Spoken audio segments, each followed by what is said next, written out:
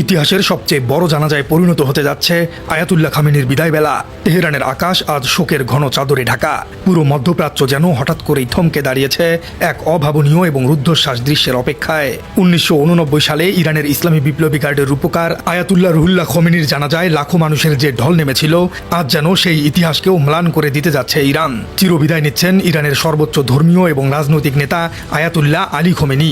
এটি কেবল একটি সাধারণ জানাজা বা শোকযাত্রা নয়, এটি হতে যাচ্ছে আধুনিক পৃথিবীর ইতিহাসের সবচেয়ে বড় এবং সবচেয়ে বিশাল এবং বিস্ময়কর এক রাষ্ট্রীয় প্রদর্শনী। সারা বিশ্ব থেকে আমন্ত্রিত হয়েছেন অন্তত 30টি দেশের শীর্ষ রাষ্ট্রপ্রধান এবং প্রতিনিধিরা। কিন্তু এই বিশাল আয়োজনের আড়ালে আসলে কি ঘটতে যাচ্ছে? বিশ্ব রাজনীতির এই চরম উত্তেজনাকর এবং স্পর্শকাতর মুহূর্তে ইরানের রাস্তায় লাখো মানুষের ভিড়ে ঠিক কি বার্তা দিতে চাইছে ইসলামী প্রজাতন্ত্র অর্থাৎ ইরান? কেন পুরো বিশ্বের নজর আজ তেহরানের রাজপথের দিকে? আর কি কি থাকছে এই অনুষ্ঠানকে ঘিরে? চলুন দর্শক, আন্তর্জাতিক ভূরাজনীতির এই রুদ্ধশ্বাস অধ্যায়ের আদ্যপান্ত আজ পুরোপুরি আলোচনা করা যাক। খামেনির এই জানাজাকে ঘিরে তেহরানে এখন চলছে এক নজিরবিহীন রুদ্ধশ্বাস প্রস্তুতি। আন্তর্জাতিক গণমাধ্যম এবং ভূরাজনৈতিক বিশ্লেষকদের মতে এটি হতে যাচ্ছে মানব ইতিহাসের অন্যতম বৃহৎ লোকসমাগম। ইরানের রাষ্ট্রীয় সংবাদ মাধ্যমগুলো থেকে পাওয়া তথ্য অনুযায়ী রাজধানী তেহরানের রাস্তাঘাটে এখন তিল ধারণের ঠাঁই নেই। কালো পোশাক পরা শোকার্ত মানুষের ঢল নেমেছে চারদিক থেকে। তেহরান বিশ্ববিদ্যালয় থেকে শুরু করে আইকনিক আজাদি স্কোয়ার পর্যন্ত কয়েক কিলোমিটার রাস্তা পুরোপুরি জনসমুদ্রে পরিণত হয়েছে।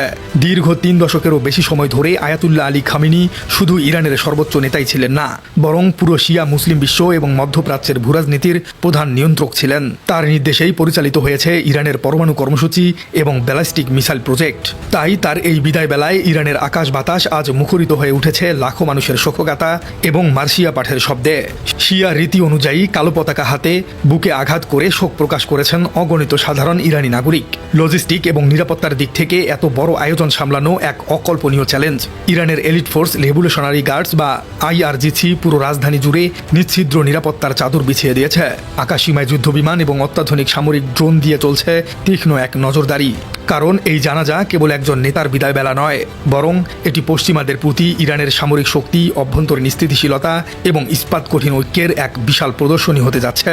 এত বড় ভিড় সামলাতে গিয়ে যাতে পদদলিত হওয়ার মতো কোনো অনাকাঙ্ক্ষিত ঘটনা না ঘটে, সেজন্য হাজার হাজার স্বেচ্ছাসেবক এবং সামরিক বাহিনীর সদস্য দিনরাত কাজ করে যাচ্ছেন। ঠিক এই মুহূর্তে ইসরায়েলের তেল আবিব এবং আমেরিকার পেন্টাগনে চলছে চুলচেরা বিশ্লেষণ। এই বিশাল জনসমুদ্রে যদি কোনো ধরনের নাশকতা বা নিরাপত্তা বিঘ্নিত করার বিন্দুমাত্র চেষ্টা করা হয়, তবে পুরো মধ্যপ্রাচ্যে যে এক ভয়ঙ্কর যুদ্ধের দাবানল বেজে উঠবে তা এখন নিশ্চিত করে বলা যাচ্ছে।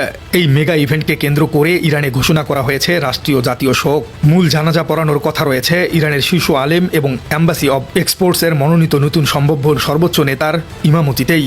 জানাজার প্রতিটি ধাপে ধাপে থাকছে আমেরিকা এবং ইসরায়েলের বিরুদ্ধে তীব্র স্লোগান এবং ক্ষোভের বহিঃপ্রকাশ। এই বিশাল জনসমুদ্রকে সাক্ষী রেখে ইরান মূলত বিশ্বকে দেখিয়ে দিতে চাইছে দেশের ভেতরে কোনো রাজনৈতিক বিভেদ নেই।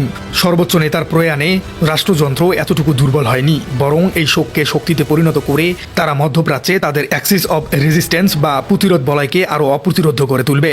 ইরানের সামরিক বাহিনীর শীর্ষ কর্মকর্তা বিশ্বকে অত্যন্ত কড়া ভাষায় বার্তা দিয়েছেন, খামেনির আদর্শ ধারণ করে ফিলিস্তিন, লেবানন এবং ইয়েমেনের প্রতিরোধ যোদ্ধাদের প্রতি তেহরানের সমর্থন আগের চেয়েও বহুগুণ বৃদ্ধি পাবে। দর্শক, 4 দশক আগে আয়াতুল্লাহ রুহুল্লাহ খামেনির জানাজায় প্রায় 1 কোটির বেশি মানুষের সমবেত হয়েছিল।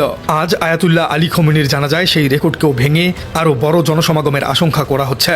কারণ বর্তমান বিশ্বে সামরিক এবং কূটনৈতিকভাবে ইরানের মিত্র দেশের সংখ্যা অনেক বেড়েছে। এই জানাজায় শুধু সাধারণ মানুষই নয়, আনুষ্ঠানিকভাবে আমন্ত্রণ জানানো হয়েছে 30টি দেশের শীর্ষ প্রতিনিধিদেরকে। যোগ দিচ্ছেন রাশিয়া, চীন, তুরস্ক, কাতার সহ বিশ্বের ক্ষমতাধর রাষ্ট্রগুলোর জনপ্রতিনিধিরাও। একই সঙ্গে লেবাননের হিজবুল্লাহ, ইয়েমেনের হুতি এবং ইরাক ও সিরিয়ার বিভিন্ন মিলিশিয়া বাহিনীর শীর্ষ নেতারাও এই শোকযাত্রায় অংশ নিতে যাচ্ছেন। যারা এতদিন ইরানকে অর্থনৈতিক অবরোধ এবং কূটনীতির মাধ্যমে একঘরে করে রাখার স্বপ্ন দেখেছিল, এতগুলো দেশের শীর্ষ প্রতিনিধিদের তেহরানে উপস্থিতি তাদের জন্য এক চরম চপেটাঘাত। বিশ্বের এই সর্ববৃহৎ জানাজায় মধ্যপ্রাচ্য এবং পাশ্চাত্যের পাশাপাশি দক্ষিণ এশিয়া থেকেও যোগ দিচ্ছেন হেভিওয়েট রাজনৈতিক ব্যক্তিত্বরা। এরই ধারাবাহিকতায় আয়াতুল্লাহ আলী খামেনির রাষ্ট্রীয় জানাজায় অংশ নিতে বাংলাদেশ থেকে একটি হাই প্রোফাইল এবং অত্যন্ত শক্তিশালী প্রতিনিধি দল ইতিমধ্যেই ইরানের উদ্দেশ্যে রওনা হয়েছে। জানা গেছে 11 দলীয় জোটের প্রতিনিধি হিসেবে এই সফরে গেছেন বিশিষ্ট রাজনৈতিক ডক্টর SM খালিদুজ্জামান। তবে এই হাই প্রোফাইল প্রতিনিধি দলের নেতৃত্ব দিচ্ছেন বাংলাদেশ জামায়াতে ইসলামের নায়েবে আমির এবং সংসদ সদস্য অধ্যাপক মুজিবুর রহমান। এই শক্তিশালী দলে আরও রয়েছে এনসিপির নাসির উদ্দিন পাটোয়ারি। সবচেয়ে উল্লেখযোগ্য এবং চমকপ্রদ বিষয় হল বর্তমান বিএনপি সরকারের পক্ষ থেকে থেকেও শীর্ষ পর্যায়ের প্রতিনিধিত্ব নিশ্চিত করা হয়েছে। আর তিনি হচ্ছেন জাতীয় সংসদের স্পিকার মোহাম্মদ হাফিজউদ্দিন। রাজনৈতিক ও কূটনৈতিক বিশ্লেষকদের মতে বাংলাদেশের এই বিশাল এবং বৈচিত্র্যময় রাজনৈতিক প্রতিনিধি দলের ইরান সফর অত্যন্ত তাৎপর্যপূর্ণ। ঐতিহাসিকভাবেই বাংলাদেশ ও ইরানের মধ্যে চমৎকার সাংস্কৃতিক এবং বাণিজ্যিক সম্পর্ক রয়েছে। স্পিকার হাফিজউদ্দিনের মতো রাষ্ট্রের অন্যতম শীর্ষ ব্যক্তির এই জানাজায় অংশগ্রহণ স্পষ্টভাবে প্রমাণ করে যে পরিবর্তিত রাজনৈতিক প্রেক্ষাপটে বাংলাদেশ এখন অত্যন্ত স্বাধীন এবং বহুমুখী পররাষ্ট্রনীতি অনুসরণ করছে। ভূরাজনৈতিক যে কোনো চাপের ঊর্ধ্বে উঠে স্বাধীন পররাষ্ট্রনীতি বজায় রাখতে এবং মধ্যপ্রাচ্যের প্রতিটি গুরুত্বপূর্ণ পরাশক্তির সাথে এই ভারসাম্যপূর্ণ সম্পর্ক গড়ে তুলতে বর্তমান রাষ্ট্রযন্ত্র কতটা বদ্ধপরিকর এই প্রতিনিধি দলের উপস্থিতি তারই একটি জ্বলন্ত প্রমাণ। জানাজার ময়দানটি আজ কেবল চোখের জল ফেলার জায়গা হবে না, বরং এটি পরিণত হবে আন্তর্জাতিক কূটনীতির এক বিশাল অঘোষিত রণাঙ্গনে। জানাজার ফাঁকে ফাঁকেই চলবে রুদ্ধশ্বাস সব গোপন বৈঠক। হামাস, হিজবুল্লাহ এবং হুতি নেতাদের সাথে অন্যান্য দেশের রাজনৈতিক প্রতিনিধিদের এই মিলন মেলা নতুন কোনো সামরিক বা কূটনৈতিক ব্লুপ্রিন্ট তৈরি করতে পারে। দর্শক, এই বিশাল জানাজার কূটনৈতিক গুরুত্ব আসলে কতটা গভীর তা সাধারণ পর্যালোচনায় বোঝা কঠিন। পশ্চিমা বিশ্ব বছরের পর বছর ধরে নানা নিষেধাজ্ঞা ও অবরোধের মাধ্যমে তেহরানকে একঘরে করে রাখার যে ব্লুপ্রিন্ট তৈরি করেছিল, 30টি দেশের শীর্ষ নেতাদের উপস্থিতি সেই ব্লুপ্রিন্টকেই আক্ষরিক অর্থে ধুলোয় মিশিয়ে দিয়েছে। এটি কেবল একটি শোকগাথা নয়, বরং এটি হলো গ্লোবাল সাউথ এবং পাশ্চাত্যের আধিপত্য বিরোধী রাষ্ট্রগুলোর এক অঘোষিত কূটনৈতিক মিলনমেলা। জানাজার এই ভিড়ের মধ্যেই আড়ালে রচিত হচ্ছে এক নতুন কূটনৈতিক সমীকরণ। শোক প্রকাশের আবরণে বিভিন্ন দেশের শীর্ষ প্রতিনিধিরা নিজেদের মধ্যে যে অত্যন্ত গোপন এবং দ্বিপাক্ষিক আলোচনাগুলো সেরে নিচ্ছেন, তা আগামী দিনের মধ্যপ্রাচ্য থেকে শুরু করে পুরো বিশ্বের ভূরাজনীতিক মানচিত্রে এক অভাবনীয় পরিবর্তন নিয়ে আসতে পারে।